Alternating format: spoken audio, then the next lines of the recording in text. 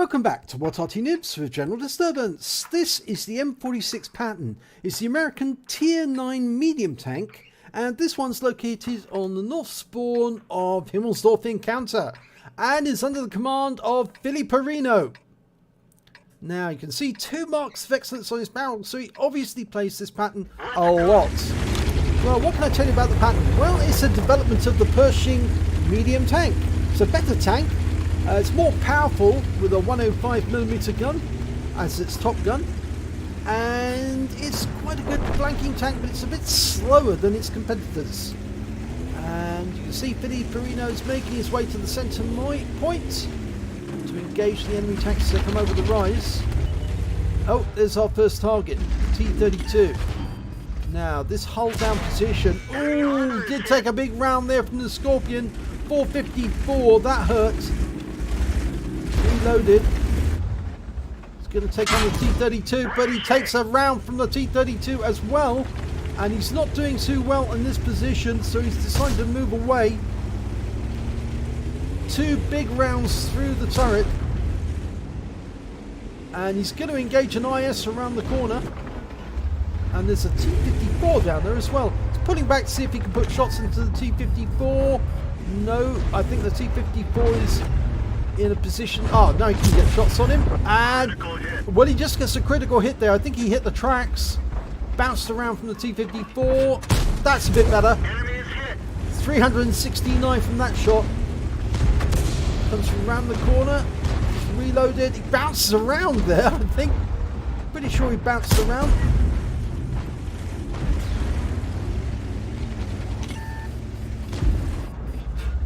Okay, there's a number of targets, and they're all aiming in a different direction. Puts a round into the Samura SM for 427. Tries to go for the IS. Yes! 419. Now, this gun will do 218 penetration, 390 alpha. So most of the shots he's making at the moment are low rolls. With exception of that 9 and 419. And that is a low roll as well, but only just.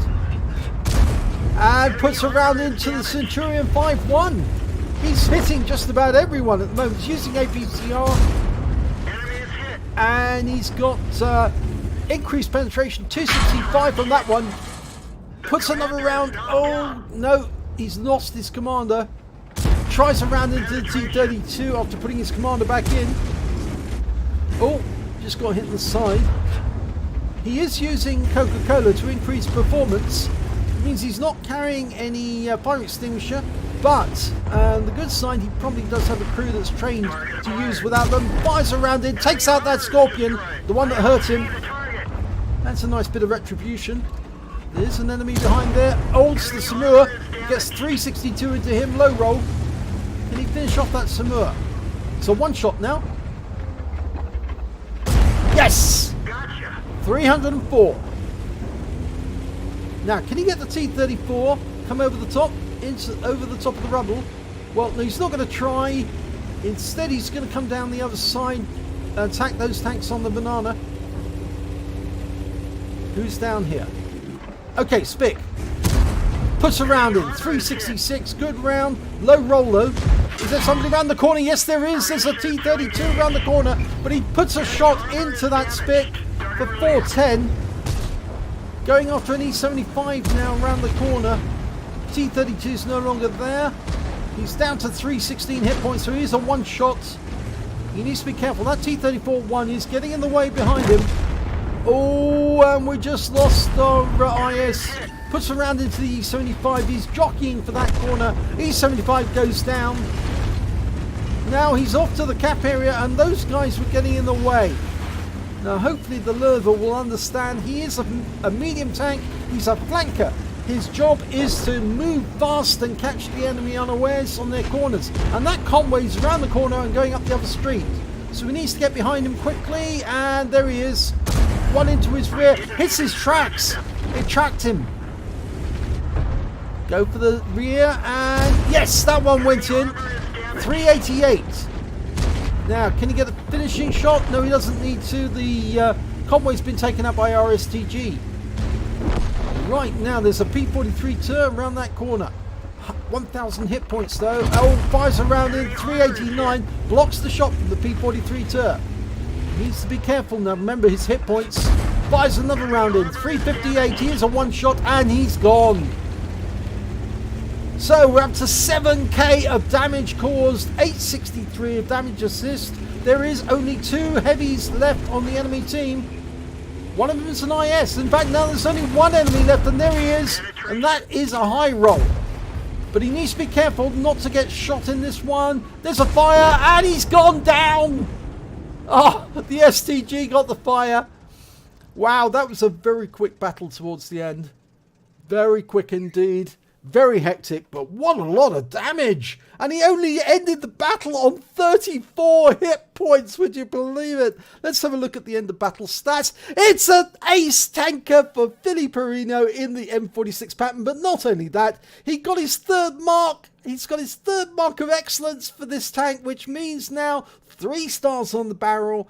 And he can relax about increasing the performance of this vehicle. He doesn't need to take any further action with it. He can retire it and never use it again, but he'll probably keep paying it because he obviously does very, very well, and he's going to earn a fortune when it comes to credits and XP.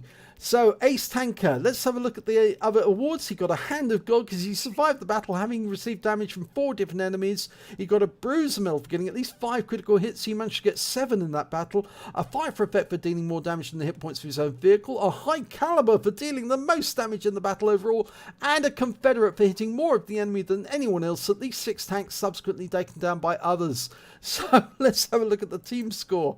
Well, yes, look at that. 7,377 hit points of damage. No one even comes close to the sort of damage he did during that battle. He was everywhere and he was doing a lot of it. Now, the next highest scorer, funnily enough, was the E75. 2,385 hit points of damage. Then came the T32, 2,023. And after that, we got the Lerva with 1,993 hit points of damage. But 7,000 damage. That's more than 3 times the highest score of the next highest player on his own team. And certainly more than double, maybe even 2.5 times the damage of the E75 on the enemy team. Wow, that was amazing. Let's have a look at the number of kills. If we look at the number of kills, we can see it's the Lerva who actually managed to get the highest score there with 4. Mind you, he was picking up some of the tanks that Philly Perino is actually really badly damaged, and so he was getting the kill stealing, if you like. Then came the STG with 2 kills, and he was also kill stealing from Philly Perino. And then, of course, came Philly Perino with 2 kills as well, and the Scorpion on his own team with 2 kills. When it came to base XP, just look at that. He's aced it, certainly. Look, 1,483 base experience points. The next highest score was the Lerva. Only had 1,121, but he probably even managed to get an ace or at least a first class with that score. And then we had the Scorpion following up with 799. That was definitely an ace worth watching. And if we look at the detailed report now to see exactly how he did, well, 23 shots fired, 22 direct hits. He did fire a lot of premium ammo, and he did get 19 penetrations, damage of 7,377 hit points, of which 369 were at more than 300 meters. But that was the shot on the T54 down in the down below, out in the square.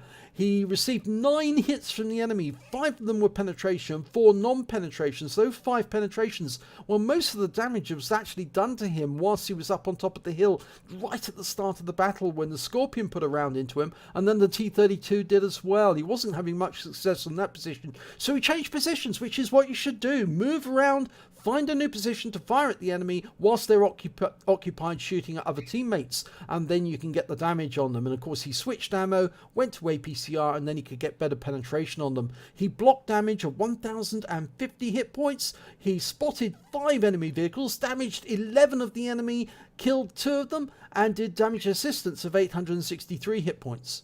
On a standard account, he earned 67,882 credits. If he had a premium account, it would have been 101,823 credits from that one battle. But after repair and ammunition resupply costs and consumables, he actually ended up with a deficit of 50,481 credits. And even if he'd had a premium account, it still would have been a deficit of 16,540 credits.